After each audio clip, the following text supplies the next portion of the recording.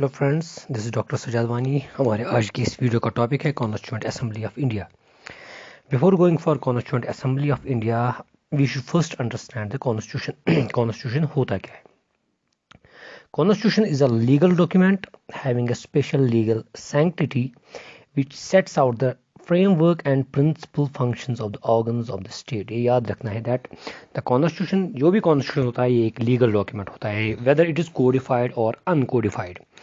ये कभी रिटन भी हो सकता है, ये कभी अनरिटन भी हो सकता है, but in each case it's a legal document. ये याद रखना है, constitution is a legal document. और इसका काम क्या है? It sets out the framework and principle functions of the organs of the state. Organs of the state तीन होते हैं। One is called legislature, the second one is executive and the third one is judiciary. And the constitution declares the principles governing the operation of these organs. So the Indian constitution, it is like other constitutions, it is a legal document and it seeks to establish the fundamental organs of the government, and the administration lays down their structure। जो भी organs हैं, the organs of the state, it establishes them and it lays down their structure, it lays down their composition, powers and principal functions, and it defines the interrelationship of these organs, and in fact it regulates the relationship between the citizen and the state। तो usually मैंने क्या देखा है कि हम constitution तो पढ़ते हैं, but in the end we don't know actually what this constitution is, और इसका काम होता क्या है। Usually we say that the constitution is the fundamental law of the land, और हमें ये याद रखना है दैट एनी लॉ और any custom of the land in order to be valid must confirm with the constitution. Means एक law, एक rule, एक कस्टम या एक प्रेसिडेंट, वो तब तक वैलिड नहीं हो सकता जब तक कि ना वो in conformity with the constitution हो, जब तक कि ना वो इन अकॉर्डेंस विद कॉन्स्टिट्यूशन हो। If a law is not in accordance with the constitution, it is void, it is null. इसके बाद constituent assembly. So now we know what constitution is. उसके बाद द कॉन्स्टिट्यूएंट असेंबली, जिसको हम constitutional assembly भी बोलते हैं, ये एक असेंबली होती है, मीन्स ये एक बॉडी होती है। इट्स द बॉडी और assembly of popularly elected representatives, means it's a body of representatives elected by the people, and it is composed for the purpose of drafting of a constitution and adopting of a constitution। तो constituent assembly एक ऐसी body होती है जिसको लोगों ने elect किया होता है, and it represents the people, and इसका पर्पस ये होता है that it forms the constitution, it drafts the constitution and it adopts the constitution. A constituent assembly is usually set up for its specific purpose। constituent assembly का specific purpose क्या है?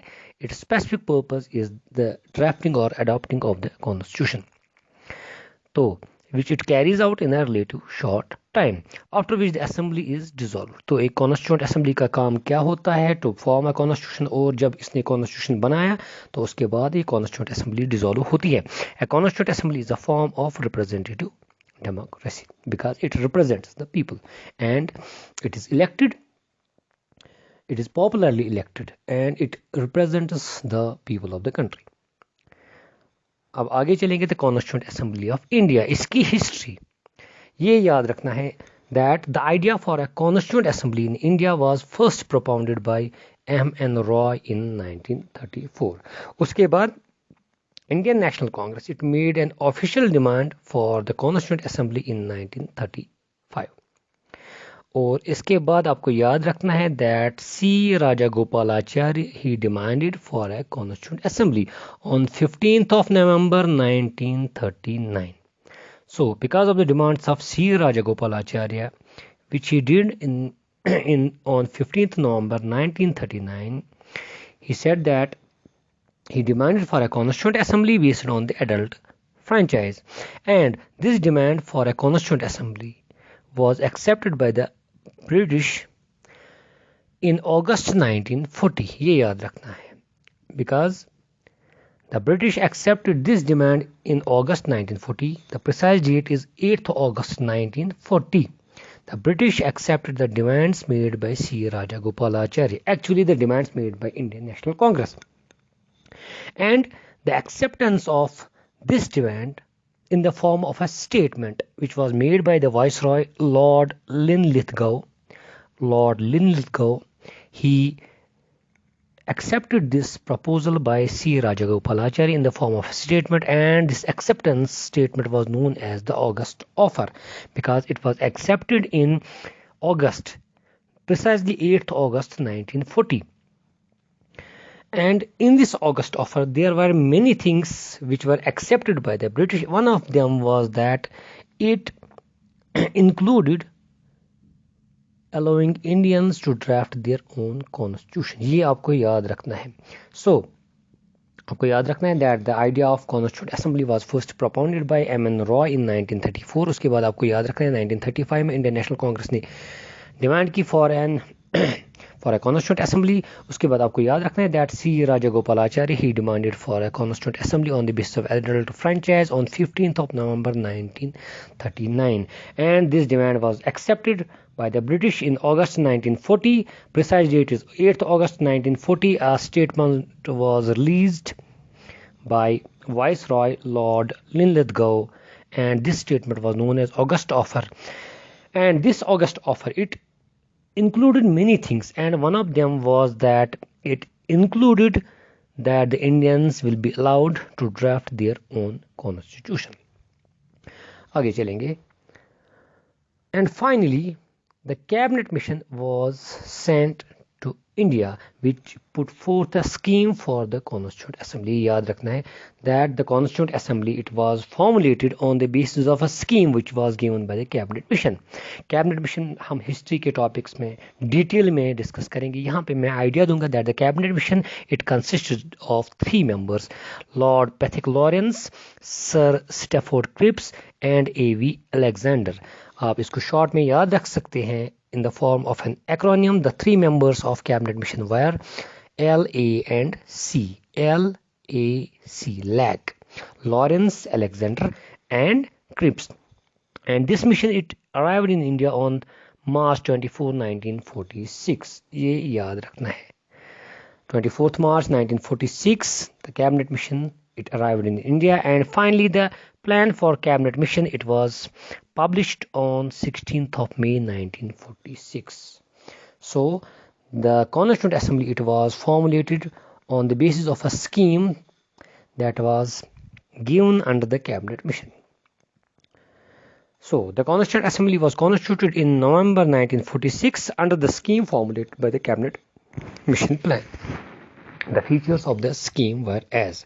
So cabinet mission, under cabinet mission, it was proposed that the Constituent Assembly will be like this and this. So cabinet mission says that the number of seats in the Constituent Assembly will be like this. The total number of seats will be 389. So under cabinet mission plan, the total number of seats of Constituent Assembly would be 389, and out of 389, 296 seats were allocated to British India, that means the provinces, and 93 seats were allocated to the princely states. ये आपको याद रखना है. So, and out of 296 seats allocated to British India, 292 seats were allocated to 11 governors' provinces, and 4 seats were allocated to 4 chief commissioners' provinces. Means 4 out of these 4 seats, 1 seat was allocated to 1 chief commissioner's province each. That means out of 296 seats allocated to British India, 292 were allocated to governors' provinces and 4 to chief commissioners' provinces. Governors' provinces जो 11 थे, वो क्या क्या थे? One is the Madras, Bombay, United Province, Bihar, Central Province,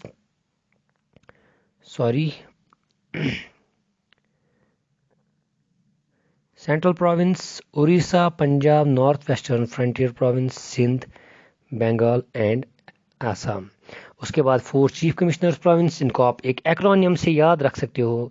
There were 4 Chief Commissioners Provinces. You can remember them like this: A, B, C and D.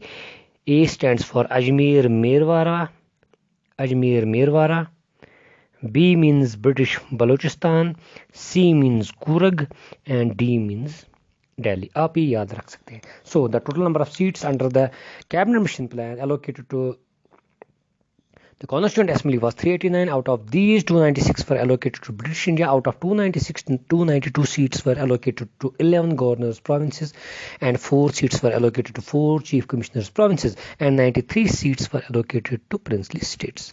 इसके बाद, the allotment of seats was on the basis of population. That means the seats were allocated in proportion to the population, and 1 seat was allocated to roughly 1 million population. इसके बाद आपको याद रखना है, in British provinces the representative, जो representatives थे, they were elected from among 3 communities. That means there was a communal representation.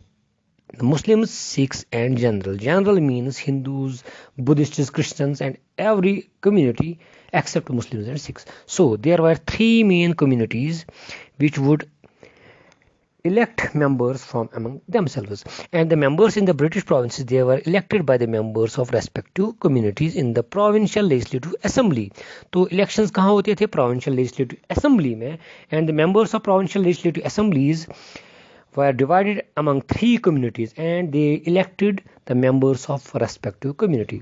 And यहाँ पे ये point याद रखना है that the voting in case of these provincial legislative assemblies for the election to Constituent Assembly, the voting was by the method of proportional representation by means of a single transferable vote. यहाँ पे आप बस ये याद रखेंगे, what was the method? It was the method of proportional representation by means of a single transferable vote.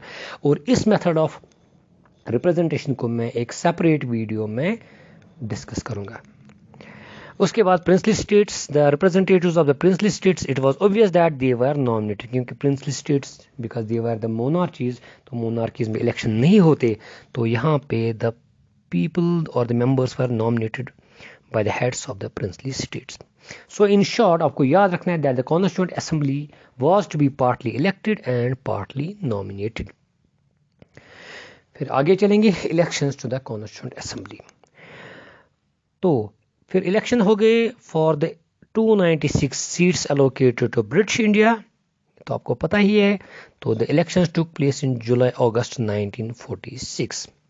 यहाँ पे यह याद रखना है that Indian National Congress it won 208 seats, the Muslim League won 73 seats, and the small groups and independent candidates, they won 15 seats. So majority went to Indian National Congress. So रहे 93 seats from the princely states. The princely states, they did not join. That means the princely states were the seats allocated to the princely states were never filled as they decided to stay away from the Constituent